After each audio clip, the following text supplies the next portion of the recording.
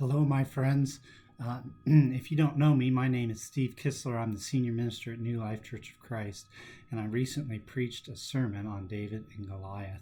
And I mentioned in that sermon that there is so much more in this story that could be covered in a single sermon. And so I've decided to make several videos to kind of follow some of that other information, some of that background, and fill out the rest of the story. And this particular video is intended to be kind of a context video to let us to see the big picture of what's going on with David, with Goliath. Why are the Philistines and the Israelites at war? What's going on in that thing? And so we're going to start here and look at some of that. And then at the very end, I want to draw out one point to make for you. So we're going to begin by looking at the passage from 1 Samuel 17, just the first 3 verses. Now the Philistines gathered their armies for battle. This is the ESV translation. Some of the other translations say they assembled their armies for battle. And they were gathered at Sokol, which belongs to Judah, and encamped between Sokol and Azekah in Ephes Dammim. And Saul and the men of Israel were gathered and encamped in the Valley of Elah and drew up in line of battle against the Philistines. And the Philistines stood on the mountain on the one side, and Israel stood on the mountain on the other side, with a valley between them. So this passage gives us a pretty good picture of what we have. We have 2 armies lined up or encamped on 2 sides of a valley, on the hillsides on either side of a valley. But to help us to get a better picture, I want to show you this picture. Now this is my son Isaac, and behind him over his left shoulder, what you're looking at there is the Valley of Elah. This is the valley itself. And you can see with the dark green in the distance on the far side of the valley floor there, the hill, that's the side of the valley where the Philistines would have been encamped. Somewhere close to that hill is where Sokol was, and off to the edge of this picture was where Azekah was. And so the Philistines would have been camped either on that hill or at the base of that hill right over there. Now, Isaac himself is standing on the hill on the other side of the valley, and the Israelites would have been camped somewhere close to where he's standing now, probably on the valley floor at the base of this hill. You can see the cultivated field right there. Somewhere down in there would have been where the Israelites were camped. And interestingly enough, in that copse of trees on the far side of the cultivated field, you really can't see it in this picture, but in that copse of trees there is a dry stream bed, which is where David would have picked up his 5 stones that he used in his battle with Goliath. So this gives us a kind of an image, a picture there to help us to understand a little bit more about the setting for this whole thing. What I'd like to do right now, though, is to kind of take a step back in history a little bit, back in time, and to ask ourselves a couple of more questions. And the first question that we would ask ourselves is this, to try to get a good understanding of the setting. Why the Philistines? Why are the Israelites and Philistines at war here? And the answer to that question goes all the way back to Judges, or not Judges, but beyond that, to when the people of Israel first came into the Promised Land under Joshua. And if you recall, in the book of Joshua, they came in and there was a whole conquest where they went throughout the whole country and they defeated all the different armies and all the different villages. And there's a whole, they go north, they go south, and all of that stuff. But the bottom line at the end of all of that was they did not drive out and totally defeat all the enemies as God told them to. They left some of them behind.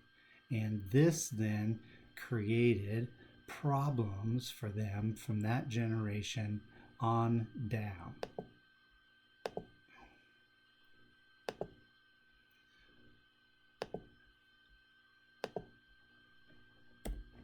Here's a map that I want to use for a moment. I want us to look at the map, and then we'll talk a little bit more in detail about the Philistines. But on this side of the map, you see the Dead Sea over here. Over here is the Mediterranean Sea.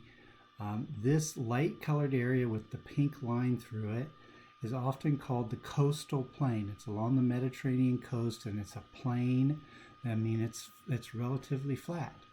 Now over here where the blue line is, this is what they call the high mountains. And this blue line represents a ridge road that runs through the high mountain area up here. But the high mountains were the area primarily that was controlled by the Israelites. And the area that's in between the high mountains and the coastal plain, this area right in here, is generally called the Shephelah. And what the Shephelah is a series of hills, starting as low hills in the plains, all the way up to the high hills or the high mountains over here. And so a series of hills that get gradually taller as you go along. And this area, the Shephelah, became the battleground because this coastal plain was the area that the Israelites were never able to fully conquer and control.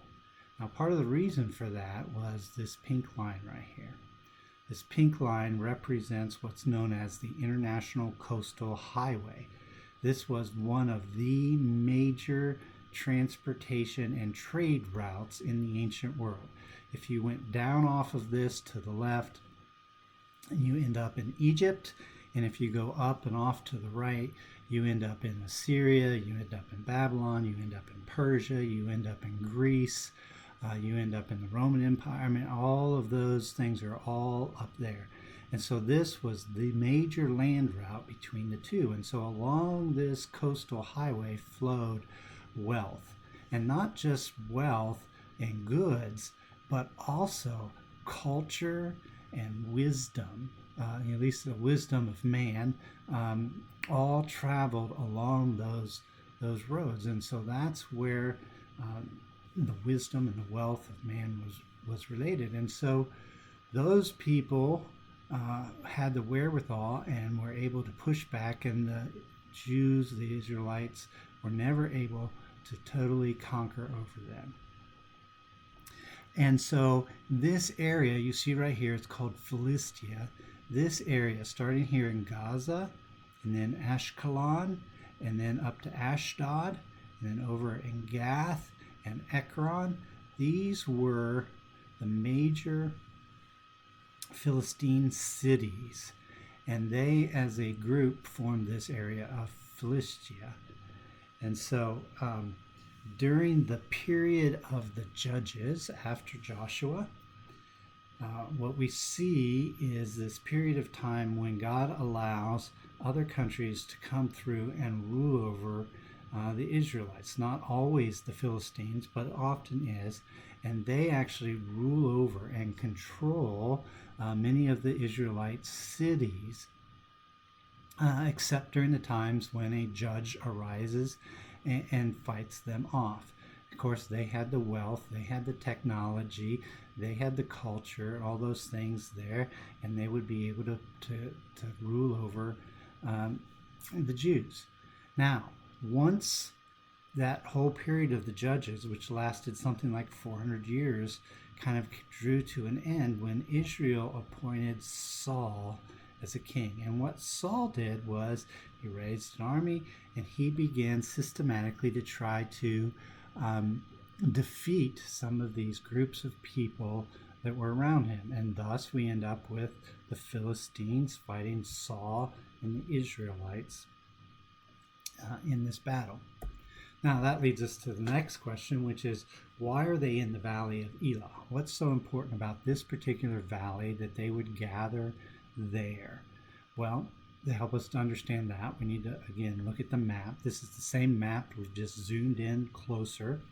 And I want us to start here at Gath. Now, this passage tells us that Gath was the hometown of Goliath, and it's one of the Philistine main cities. But if we follow the road out of Gath along this way, we come to Azekah and Soko. That was the two cities between which all of the Philistine armies assembled, and they are right here in the Elah Valley. And of course, Saul and the Israelites gathered on the hills on the other side, and this is where a battle is taking place. But the reason that this is important is because if we follow this road all the way up the Elah Valley, then up through the J and Judah there, follow it the rest of the way up here, it joins with the Ridge Road up here in the high mountains. And as we go north up along the Ridge Road, notice there's Jerusalem, but it's not quite on the Ridge Road. The very first city we come to that's on the Ridge Road is Gibeah. Now, during the time of Saul, when Saul was the king of Israel, Gibeah was Saul's capital city. So if the Philistines could get through this Elah Valley, they had free access to this road right on up to the capital city, which they would then be able to besiege and attack. And hopefully, from their point of view, they would be able to subdue Saul and the Israelites and stop them from trying to take over.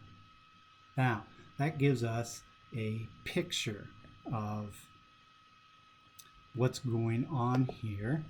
But let me kind of close this out with a thought that comes out of this whole thing. I think of that generation under Joshua that was supposed to come in and drive out all of the enemies, and they failed in doing that. And because they failed in doing that, you had this Philistine threat and influence that lasted in the land for well over 400 years. And you have Saul and eventually David finally coming through to kind of end that threat and defeat these people. And it just reminds me of a verse in Exodus. And here it is, Exodus 20. I, the Lord your God, am a jealous God, punishing the children for the sin of the fathers to the third and fourth generation of those who hate me, but showing love to 1,000 generations of those who love me and keep my commands. Now, the idea here is sometimes people get upset over that because it talks about the sins of the father carrying over for 3 or 4 generations, and it doesn't seem fair. But I think what that verse is pointing towards is that when we sin, when we fail God, that the consequences of that failure live on for future generations to deal with. Just like the Philistines lived on for future generations to deal with and caused all kinds of problems for future generations that didn't necessarily have to be. This reminds me of what I call generational sins today. You see this in families where maybe an alcoholic father or mother will lead to an alcoholic child, or many other things that are similar in the same way. Maybe you've had something like that where you can remember as a kid your parents did something, and this isn't right, this isn't fair, I'm never going to be like this. And then you grow up and you find yourself as an adult doing the exact same thing that you were never going to do. Well, why is it we do that? Well, there's a lot of reasons behind that. It has to do with what we have been trained, what we know, and a lot of things like that. But I call them generational sins.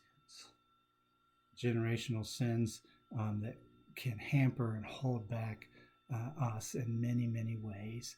And these are difficult things to deal with. But I want to encourage you that there is hope that we can break the cycle of these kinds of things. I remember early on in my ministry here, a young lady came to me and my wife, and we counseled with her because she was in kind of an abusive relationship, and she shared with us that her parents had had similar kind of relationships, and we talked about breaking the cycle and trusting in the Lord. Because this is what David did. David was somebody who broke the cycle. Rather than coming at this whole thing with the Philistines the same way that they always had. He looked at it from the standpoint of trusting in God and doing something different. And this is what we can as well. So let me just make this suggestion. If you're struggling with a sin in your life and you recognize this is a generational sin, I'm dealing with anger just like my mom dealt with anger, just like my dad dealt with anger, whatever that might be, let me suggest a couple of things to you. First, I want to suggest that you put your focus on the Lord and that you seek strength from the Holy Spirit, because He is the one that provides the strength to us. Secondly, I'd like to suggest to you, and this is not easy by any means, but I want to suggest to you that you forgive your parents. You forgive your parents. All of us as parents fail our children in some way. We are human, and we all sin, and we fail our children. And so it does no good to just blame them. The beginning of healing is in forgiving them. Third thing I want to suggest to you is find some help, find some people who can encourage you, who can help to hold you accountable to making changes so that you do break the cycle by doing something different and not continuing on in that same pattern. If that means you need to go to professional counseling, if that just means that you talk to a friend at church, whatever that is, find some help. So look to the Lord for strength, forgive your parents, seek help, right? Break the cycle, do something different. Well, my friends, I hope this helps to give you a better perspective and understanding on what's going on in this whole passage, and that it encourages you that there is hope, that you do not need to continue to follow in a pathway that is not positive, that is sinful. God will lead you out of it if you trust Him and follow Him in all of your ways. Thank you. Have a great day.